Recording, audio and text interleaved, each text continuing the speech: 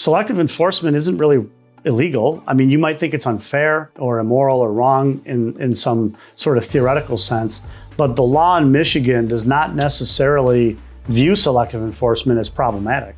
In fact, it would only really be problematic in my mind, and again, this isn't my opinion, I'm just saying what my understanding of the law is. It would only be problematic if that selective enforcement was based on some arbitrary classification or discriminatory characteristic.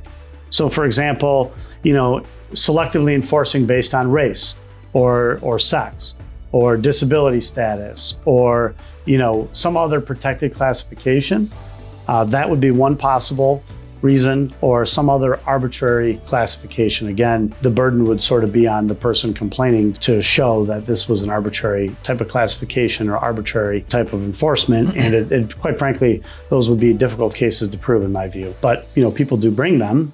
Governments do get sued over those sorts of things from time to time. Ultimately, selective enforcement is not necessarily in itself problematic in the legal sense.